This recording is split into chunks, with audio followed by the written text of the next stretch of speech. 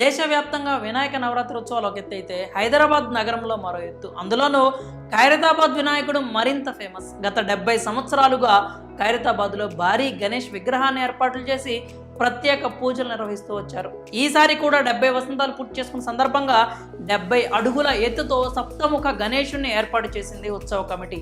మట్టితో నిర్వహించిన విగ్రహాన్ని చూసి తరించేందుకు తెలంగాణ వ్యాప్తంగానే కాకుండా పొరుగు రాష్ట్రాల నుంచి కూడా వేల సంఖ్యలో భక్తులు తరలి వచ్చి తిలకించారు. ప్రత్యేక పూజలు నిర్వహించారు.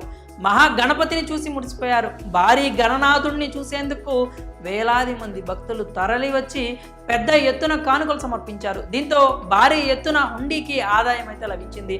తొలిసారిగా సీసీ కెమెరాల పర్యవేక్షణలో హుండీ లెక్కింపు ప్రక్రియ చేపట్టారు కొత్త కార్యవర్గ సభ్యులు. ఖైరతాబాద్ మహాగణపతికి 70 లక్షల ఆదాయం వచ్చింది. అంతేకాకుండా హోర్డింగ్స్, ఇతర సంస్థల ప్రకటనల ద్వారా మరో 40 లక్షల ఆదాయం సమకూరింది. అంటే మొత్తంగా 1,10 లక్షల రూపాయల ఆదాయం వచ్చింది. ఈ 70 ఏళ్ల చరిత్రలో తొలిసారిగా పెద్ద మొత్తంలో ఆదాయం వచ్చినట్లు చెప్తున్నారు. ఈ 10 రోజుల్లో నగదు రూపంలో ఇంత సమకూరినట్లు ఉత్సవ కమిటీ వెల్లడించి, అలాగే స్కానర్స్, ఆన్లైన్ ద్వారా వచ్చిన అమౌంట్ కూడా ఇంకా లెక్కించాల్సి ఉందని సమాచారం.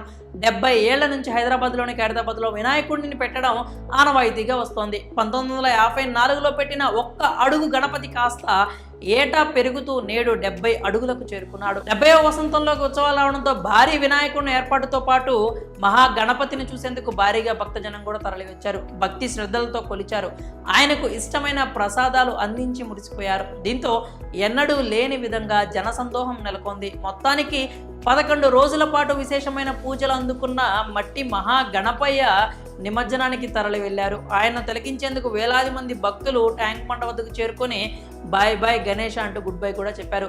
చిన్న పెద్ద అంతా సందడి చేశారు. మరి ఈ ఏడాది ఖైరతాబాద్ గణేశునికి 1,10 లక్షల వరకు ఆదాయం వచ్చిందంటూ చెప్పడంపై మీ అభిప్రాయాలని కామెంట్స్ రూపంలో తెలియజేయండి.